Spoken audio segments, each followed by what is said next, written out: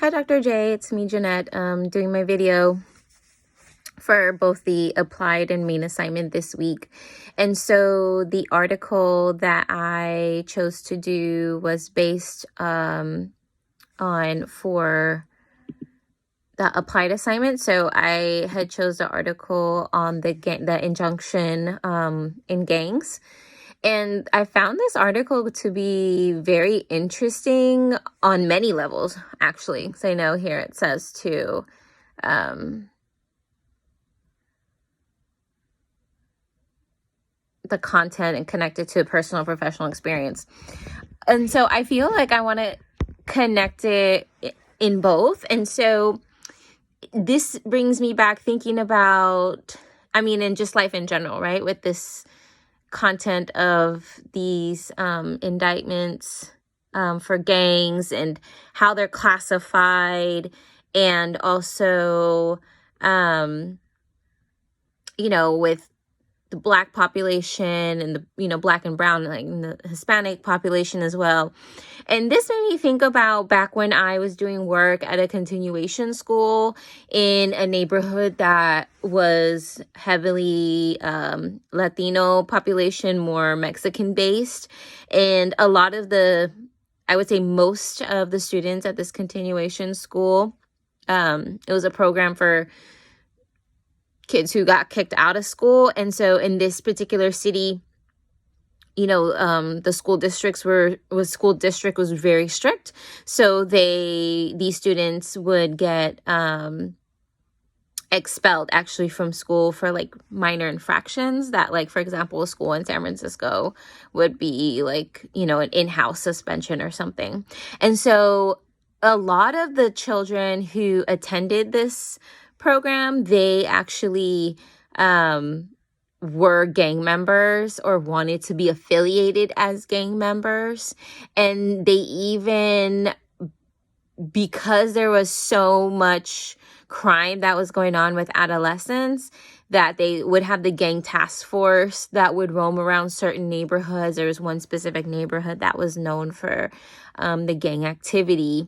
And it had increased so much so that even since a lot of these kids were on probation, a lot of the kids, they had even added a couple more probation officers that were specific only for gang members. And I found this to be interesting on, how the punishment goes and stuff. For example, I had one of my students who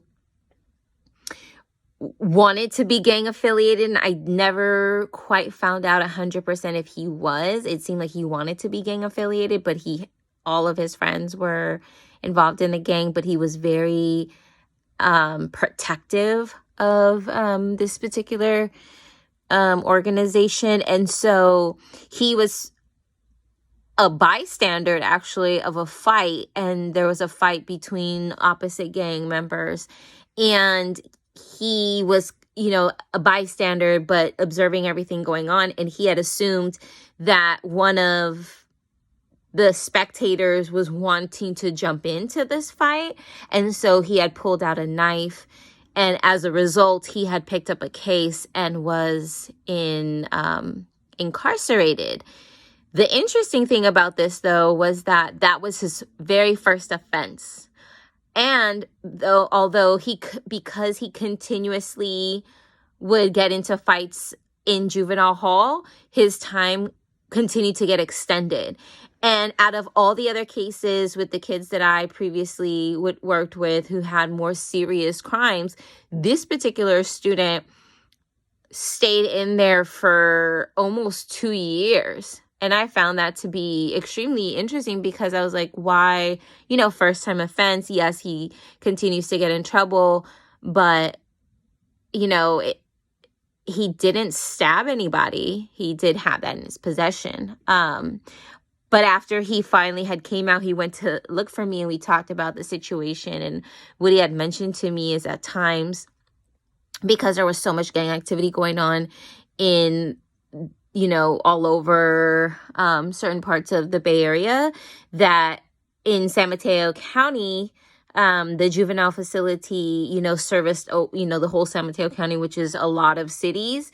And so sometimes they would have, detainees of the opposite gang that would be in the same unit as, a different one. And so that was happening, sort of like triggering. So I was like, found that like so interesting that they would do that, although the assumption would be that they would try to avoid as much as possible. But that was the reason that this student of mine continued to always have these problems, and stayed a really long time for his crime.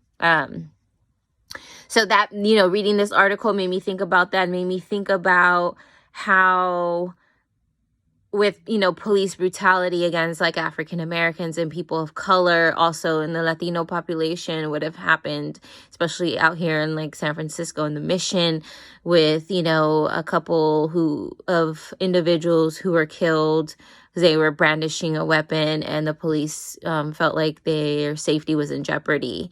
But it makes it really difficult because, you hear of those instances, but then you also hear of situations or see videos of police having encounters with like white individuals who are like, I saw a recent video, I think just 2 days ago, of a policeman confronting a guy who was white with an axe. So the guy had an axe and he was swinging it towards the officer, and the officer never shot him. And so that makes me really think about, what is our law here really saying, and what is happening. So if I take that comparison to Mario Woods here in San Francisco, who was shot over 20 some times by various police officers because he had a knife, severely mentally ill, and would not let go of the knife, and seemed like he what was said was he was charging at the officers. But if you watch the video, he is walking towards the officers, but he's not like, trying to like run towards them, and was shot, I mean, more than 20 plus times. So that makes me think about that, and how, our society has been created to, in my opinion, to kind of keep people of color down. If we think about way back, and this article is talking about in LA, and talking about how there's that notion, for example, of like in the gangs, right, with Latinos, how they do have respect for a hierarchy, but African Americans, but Blacks don't, and how it's more of a family in Latino with gang members versus with Blacks, not really. Which I guess to some would seem true because, specifically with my work with these adolescents, a lot of them were involved or wanted to be gang affiliated because they had family members like uncles, older cousins, or their father who is or was still gang affiliated. And so they wanted to continue following the footsteps, or felt like that's what they were supposed to do.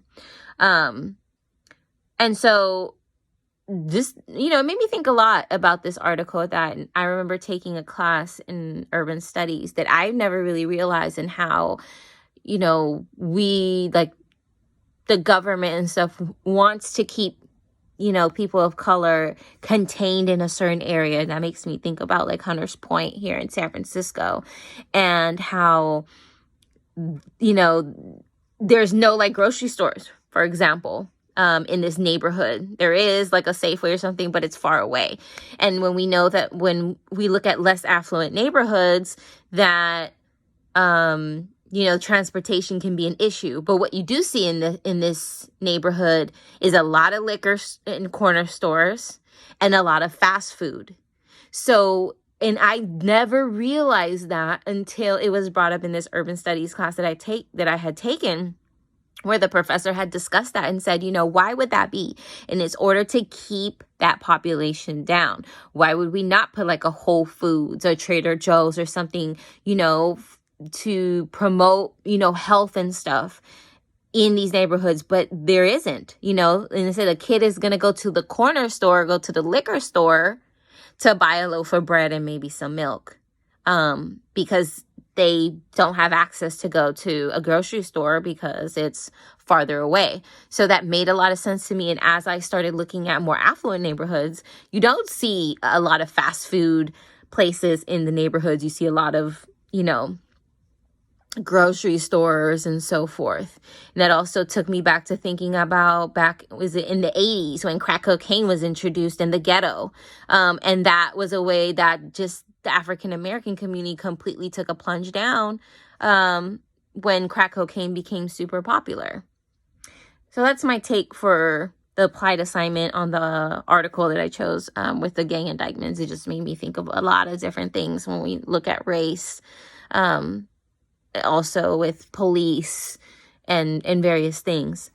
For the main assignment, I looked at the article of attachment and the TED Talk, and that was super interesting to me and really made me think about one particular client that I have right now, in how her attachment anxiety in her relationship is very, is really deep. And so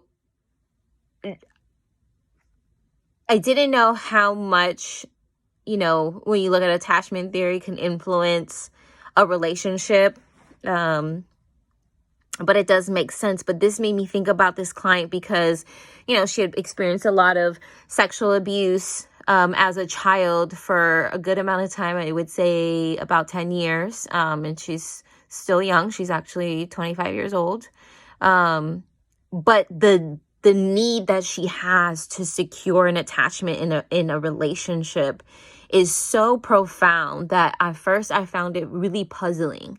But as I read this article and listened to the TED Talk, it made a lot more sense to me.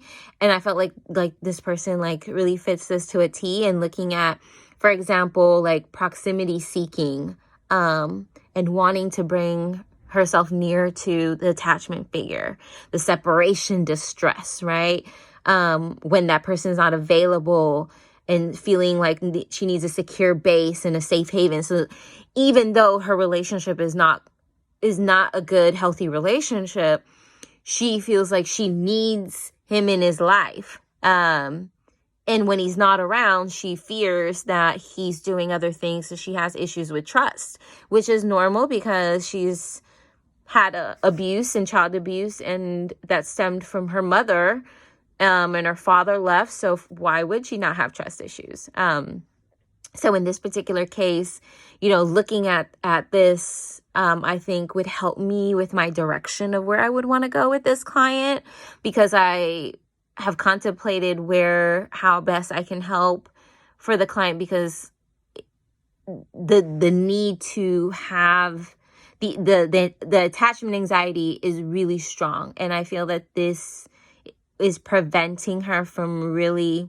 working on herself and trying to focus on processing her childhood trauma and being able to boost her self-esteem and self-confidence and self-worth, so that she can then engage in a relationship that will be meaningful, but that she would also feel secure in, without the need of that figure always having to be present. Let's see if there's anything else. And I think that's it. Thank you.